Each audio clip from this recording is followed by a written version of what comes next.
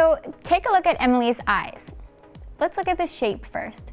So as you can see, from the inner corner right to about here, her eyes are very lifted in more ways than one. So the shape really arches up, and then from this point to the ends, the eye takes a turn downward. So it's stunning, it's very exotic and beautiful looking, but when we're mapping out a lash set with this shape of eye, in order to prevent the ends of her eyes from drooping down this way, we want to lift this area up to meet these points here. Not necessarily meet them at the same point, but to look a little bit higher. So why Emily is a great candidate for squirrel eye mapping is because not only does the eye naturally shape with a tilt downward, but her lashes actually follow suit. You can see that her lashes kind of point downward from this moment on.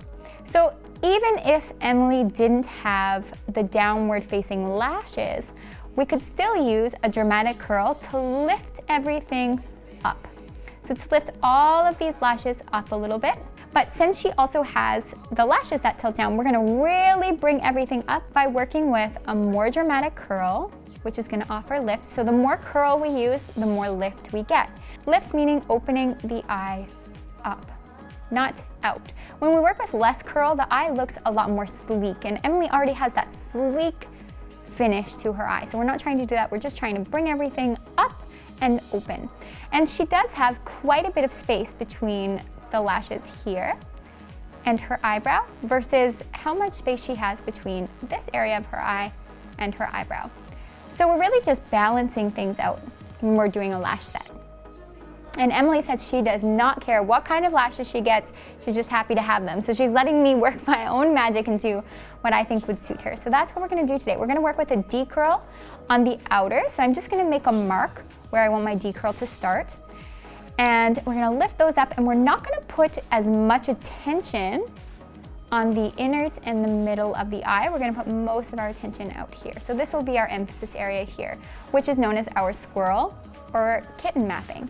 So if we were doing cat eye, we would put our longest lengths on the very outer corners. But for Emily, because of the downturned lashes and stuff, then we would really droop those down and it would look elongated down this way and actually extend the shape.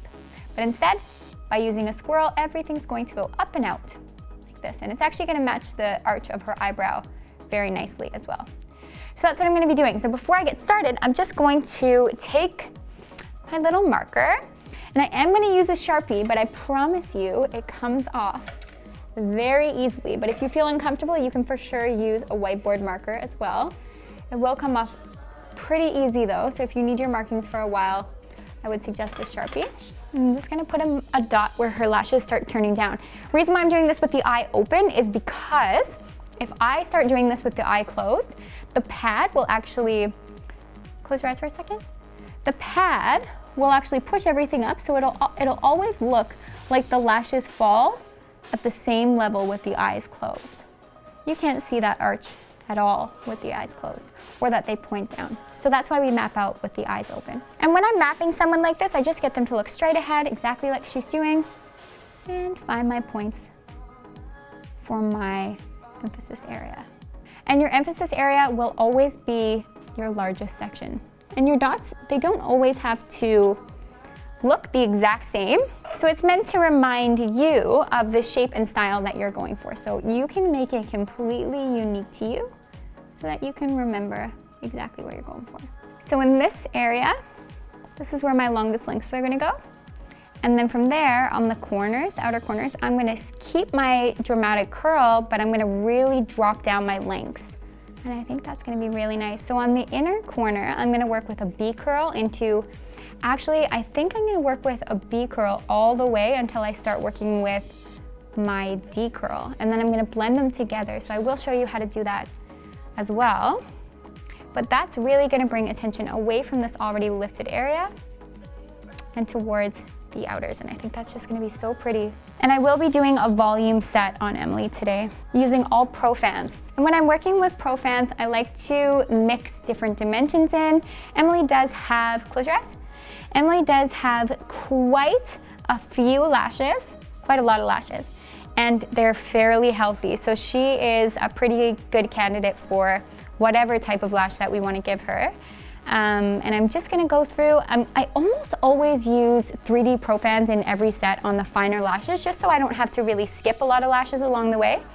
But I will mix higher dimensions in as well. She said she's okay with drama as much as I want to give her, but she also hasn't had lashes in a long time, so I don't want to scare her away with the craziest, most mega volume broom looking set. No.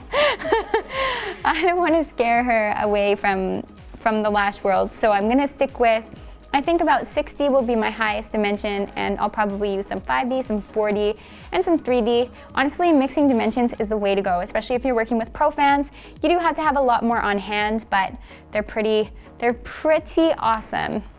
So that's what I'm gonna be doing.